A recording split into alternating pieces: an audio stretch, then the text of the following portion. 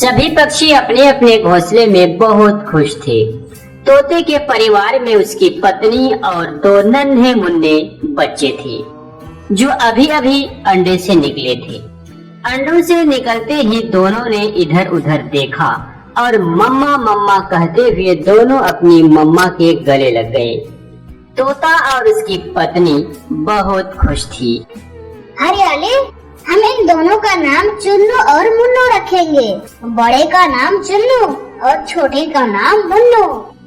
बहुत अच्छे नाम हैं। ये दोनों कितने प्यारे हैं। आहिस्ता आहिस्ता दिन गुजर रहे थे। चुन्नू और मुन्नू अब बड़े हो रहे थे। चलो बेटा, आज मैं आप दोनों को उड़ना सिखाता हूँ। चुन्नू और मुन्नू को उड़ने का बहुत शौक था, मगर मुन्नू को ज्यादा ऊंचाई से डर लग रहा था। मुन्नू 3 दफा उड़ने की कोशिश करता है, मगर वह फिर रुक जाता है। मुन्नू आ जाओ, कुछ नहीं होगा, मैं तुम्हारे साथ हूँ। बेटा मुन्नू, तुम्हें भी बहादुर बनना होगा। चलो हम सब एक साथ उड़ते हैं। वाह रे, बहुत मजा आ रहा है। वाह, मैं उड़ रहा हूँ। मैंने उड़ना सीख लिया है। मेरे बच्चे आराम से, ज्यादा दूर मत जाना। मुन्नू अपने मम्मा पापा के साथ ही उड़ रहा था। बेटा, आप जानते हो, सब पक्षियों में उड़ने का मुकाबला हो रहा है।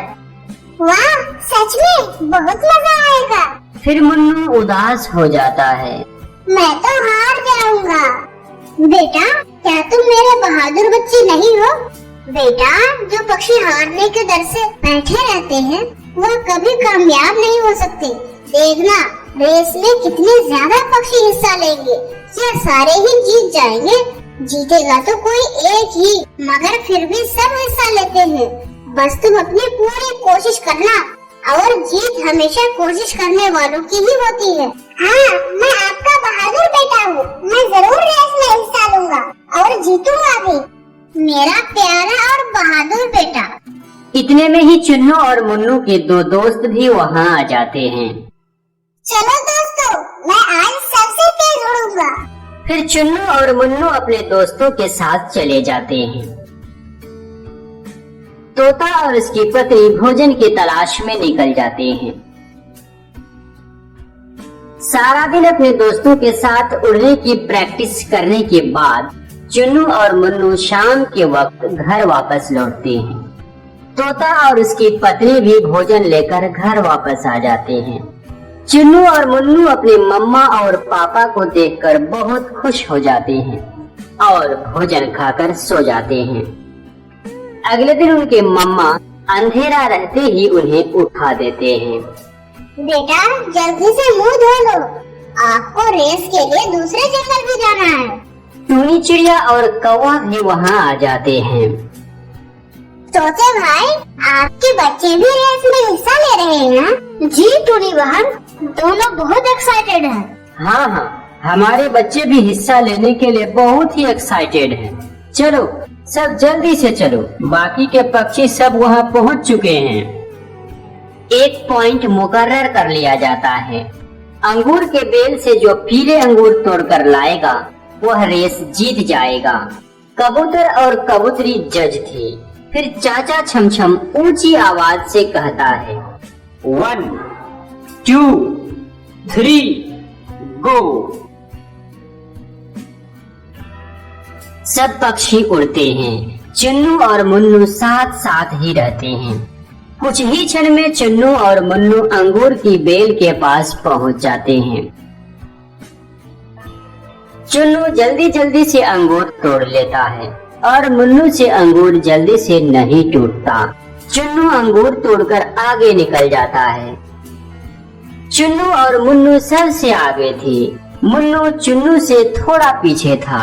चुन्नू उड़ने का रफ्तार थोड़ा कम कर लेता है और मुन्नू को साथ ले लेता है और वह एक साथ रेस जीत जाते हैं। उनके बाद टूनी चिड़िया की बेटी गुड़िया आई और फिर बाकी के बच्चे। हरियाली, हमारे बच्चे में कितना प्यार है। हाँ, मैं भी यही देख रही हूँ।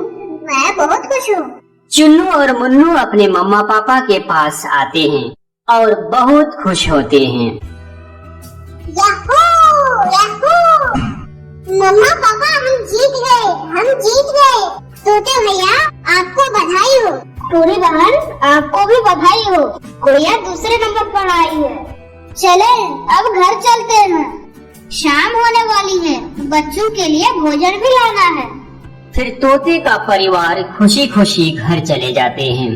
चुन्नू और मुन्नू के लिए ये छोटी सी खुशी बहुत बड़ी थी। प्यारे दोस्तों, इस कहानी से हमें यह सीख मिलती है कि कामयाबी के लिए कोशिश बहुत जरूरी है। किसी काम से डरने से अच्छा है कि हमें दिल लगाकर मेहनत करनी चाहिए। ऐसा करने से हमें कामयाबी जरूर मिलेगी। इस कहानी के अगले भाग में आपने देखा कि कालू जंगल का सबसे अमीर पक्षी था, परंतु वह बहुत ही कंजूस था और जब उसे उसकी पत्नी सब्जी लेने भेजती तो वह गले सड़े सब्जी ले आता और वह उस पैसे के बारे में सोच सोचकर उसे नींद भी नहीं आती। इसी तरह समय गुजरता गया और कंजूस कालू कौवे का बेटा जग्गू अब बड़ा हो गया था। पिताजी, अब मैं कोई व्यापार करना चाहता हूँ, आप मुझे कुछ पैसे दें। चुप कर जाओ, बड़ा आया व्यापार करने वाला। मुफ्त में खाना मिल रहा है, खाते रहो। मैं नहीं चाहता कि मेरी जमा की हुई मेहनत की कमाई तुम किसी ऐसे वैसे व्यापार में बर्बाद कर दो। कालू, जब हम मर जाएंगे तो तुम इस दौलत को क्या करोगे? मरो तुम, मैं तो अभी मरने वाला नहीं हूँ। माँ, इस घर में अब मैं नहीं रह सकता, खुद से कुछ करना चाहता हूँ। आखिर कब तक पापा की दी हुई रोटी पर गुजारा करेंगे? तो फिर मुझे भी अपने साथ लेकर चलो, मैं भी इस कंजूस के साथ नहीं रह सकती। ऐसे ही उसकी पत्नी और उसका बेटा जग्गू उस घर को छोड़कर चले जाते हैं। हाँ हाँ, जाओ ना, जब भूखे मरोगे तो तुम दोनों वापस इसी घर में आओगे। जग्गू अपने माँ के साथ जंगल की दूसरी दिशा चले जाते हैं और वहाँ अपने और अपने माँ के लिए एक छोटा सा घर बना लेता है। इतनी आसानी से मैं अपना पैसा किसी को दूंगा नहीं, अब भूख भी लगी है, चलो कुछ खा कर आता हूँ। ये फल कितने रुपए किलो हैं? ये फल 20 रुपए किलो है। और ये वाला कितने रुपए किलो है? ये फल तो गले हुए हैं और ये 5 रुपए। तो फिर ये 1 किलो दे दो मुझे। कालू भैया, ऐसे खराब फल खाकर तुम बीमार हो जाओगे। पहले ही तुम्हारे पत्नी और तुम्हारे बेटे तुम्हें छोड़कर चले गए हैं। अगर तुम बीमार हो गए तो तुम्हें कौन देखेगा? देखो टूना, बचत करना कोई बुरी बात नहीं है। बचत कर कर के ही मैं जंगल का सबसे अमीर पक्षी बना हूँ। ऐसे ही कालू कौवा वह सड़ा गला फल लेकर वहाँ से अपना घर चला जाता है। मैंने सारा काम कर दिया है, आपके खेत में पानी भी दे दिया है और आपके घर की सफाई भी कर दी है। अब मुझे मजदूरी दे दें। ठीक है, देता हूँ। ये लो 1 रुपया और जाओ। ऐसे कैसे 1 रुपया? मैंने आपसे 10 रुपए में बात की थी और अब मैं पूरे 10 रुपए ही लूँगा। और मेरे खेत में जो तुमने मेरे 2 अमरूद खाए वो कहाँ गए? साहब जी, वो अमरूद तो नीचे गिरे पड़े थे और मैंने तो उसे उठाकर खा लिया। तो फिर उस अमरूद के पैसे काटेंगे ना हम, उसके बाद बाकी जो बचेगा वही न दूंगा। कालू की ये बात सुनकर बुलबुल कालू से 1 रुपया ही ले लेता है। आप अकेले ही मरोगे, कोई आपके पास पानी देने वाला भी नहीं होगा। अच्छा किया है तुम्हारे बेटे ने जो तुम्हें ठिकाने लगा दिया है। चल भाग यहाँ से, बड़ा आया मुझे भाषण देने वाला। फिर बुलबुल वहाँ से अपना घर चला जाता है। मुझे अपने पैसों की अब और रक्षा करना होगा, कहीं ऐसा ना हो कोई चुरा ले जाए। बड़ी मुश्किल से मेरा 1 लाख पूरा होने वाला है।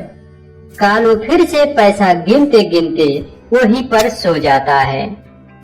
आज सुबह से कालू नजर नहीं आया है, शायद अभी सो रहा होगा। मैं अभी उसे जगा कर आती हूँ। ऐसे सोचते हुए टूनी कालू कौवे की तरफ जाती है। कालू, ओ कालू, उठो, सुबह हो गई है, अब उठ जाओ। परंतु कालू से तो हिला ही नहीं जा रहा था। वह बहुत ही मुश्किल से दरवाजे के पास आता है और फिर से गिर जाता है। कालू, तुम्हें तुम बोल क्यों नहीं रहे हो? मेरे पंख, मेरे पंख। फिर टूनी चिड़िया चील दीदी को लेने चली जाती है। कुछ देर के बाद टूनी चिड़िया चील दीदी को लेकर आ जाती है। मुझे ऐसा लग रहा है कि कालू कई दिनों से सोया ही नहीं है और ना सोने की वजह से कालू का दिमाग काम करना छोड़ दिया है और इसका पंख भी काम नहीं कर सकेगा। तो क्या कालू अभी उड़ नहीं सकेगा? नहीं, मैंने इसे कुछ दवा दे दी है। इस दवा से कालू का बुखार उतर जाएगा। फिर वह चील कालू कौवा को दवा देकर वहाँ से चली जाती है। कालू, अब ये जो संदूक दौलत से भर भर के रखे हुए हो, तुम्हारा कोई काम नहीं आ सकेगा। जग्गू, जग्गू बेटा, मेरा जग्गू कहाँ है?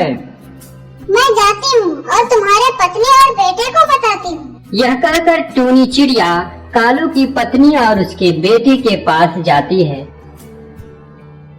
और उससे कहती है, मैं तो यही सोच कर गई थी कि कालू भैया सो रहे हैं। तो चील ने क्या बताया?